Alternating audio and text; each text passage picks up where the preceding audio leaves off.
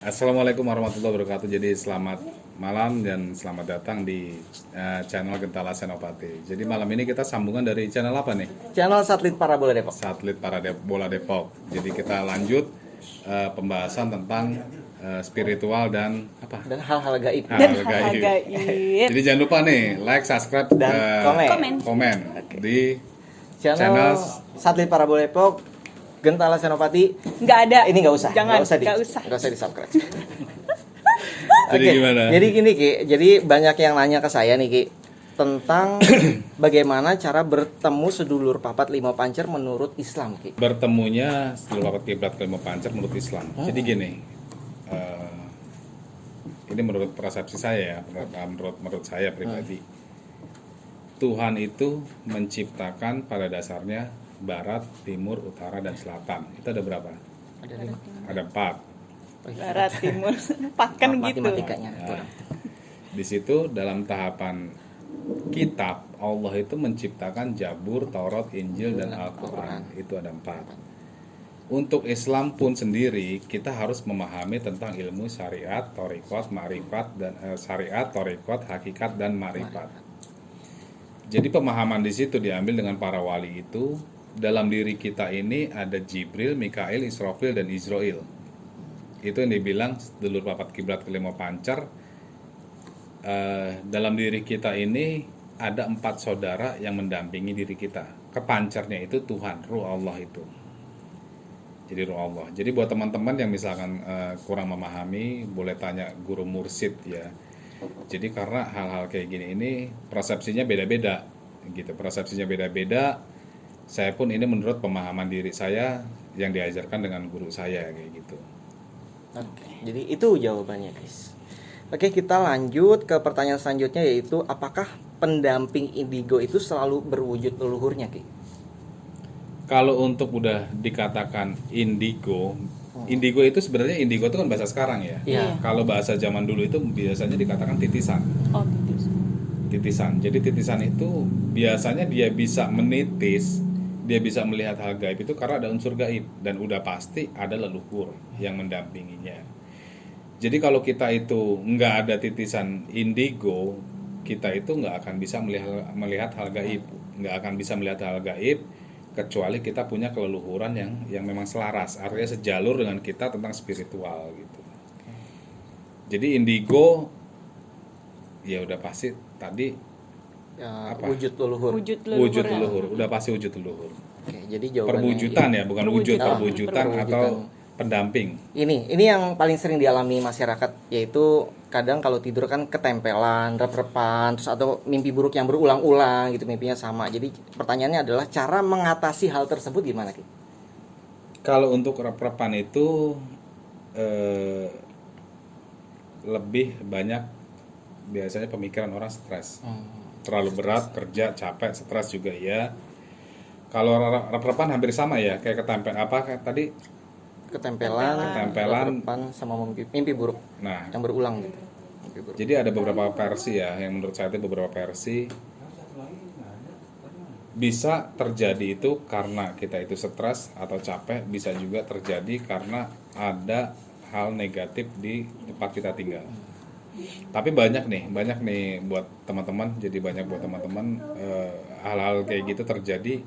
Beberapa orang itu ada yang dia mengalami mimpi berulang-ulang dan hampir nyata.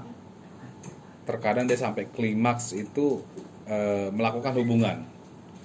Dan itu banyak banget yang konsultasi ke saya gitu. Pertama dia bisa terjadi dengan genderuwo. Genderuwo itu seseorang ataupun manusia mempelajari ilmu yang yang tidak diterima dengan Allah, tidak diterima dengan bumi, dan dia sebagian menjadi jin, sebagian lagi menjadi sifat manusia. Makanya dia memiliki nafsu. Jadi rep-rep ini ataupun ketempelan bisa. Kalau ketempelan itu banyak ya. Ketempelan itu kadang anak itu rewel, anak itu nangis.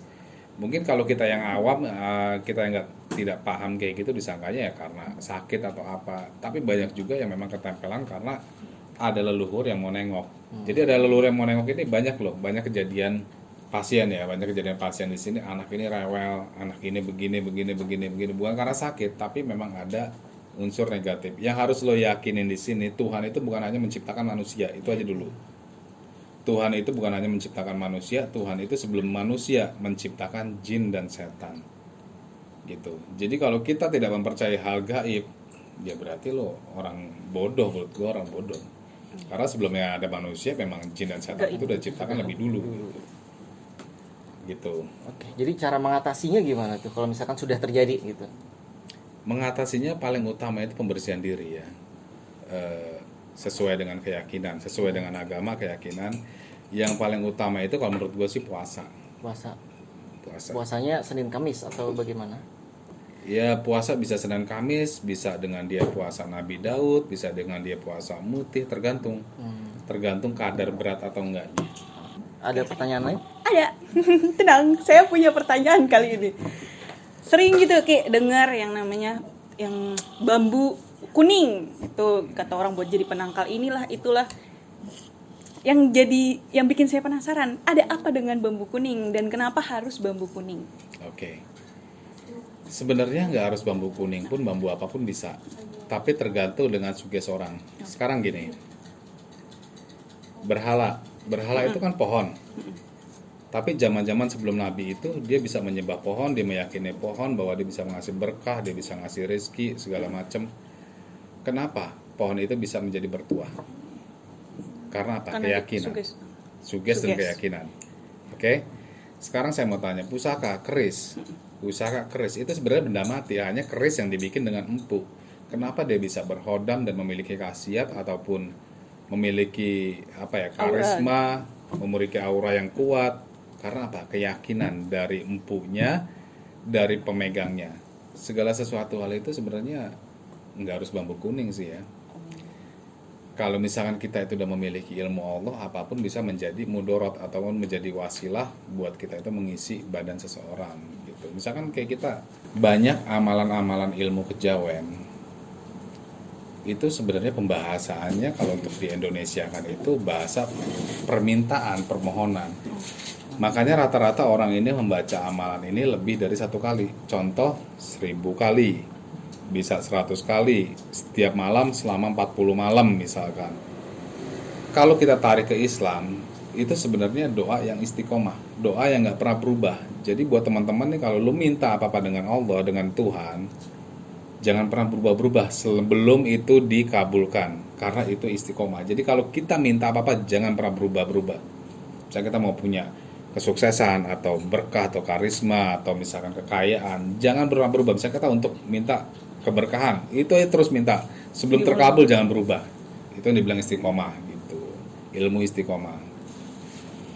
Berarti semua tergantung suges ya Ki? Tergantung suges. Tergantung suges. Lagi. Oke, numpang nanya nih ya Ki. Jadi mungkin subscriber saya di Satelit Parabol Depok sudah tahu dan sudah dijawab sama Giseno. Tapi di channelnya Giseno mungkin ada yang belum tahu siapa saya. Jadi kenapa saya ada di sini adalah saya sudah berobat ke psikiater karena saya berpikir saya berhalusinasi. Nah, jadinya saya pergi ke psikiater ya buat ikhtiar lah menyembuhkan diri karena saya merasakan ada sesuatu hal yang aneh gitu yang pertama kali saya rasain kok begini gitu ya. Jadi apakah saya halusinasi melihat sesuatu yang nggak benar, apa emang hanya di pikiran saya, apa emang itu kejadian gaib. Dan di saat mimpi pun ya mimpinya bisa dibilang saya sadar gitu, seperti melayang kemana. Apalagi adik saya ini keluar-keluar tubuh sendiri nih hobinya. Terus kalau saya ya paling seringnya berantem sama makhluk-makhluk tuh kalau lagi mimpi tuh. Nah itu Ki, jadi sebenarnya saya halusinasi apa enggak Ki? Karena saya sampai ke psikiater untuk memastikan saya ini sakit gila apa enggak gitu, maksudnya sakit jiwa apa enggak gitu. Jadi hal itu pernah saya rasain.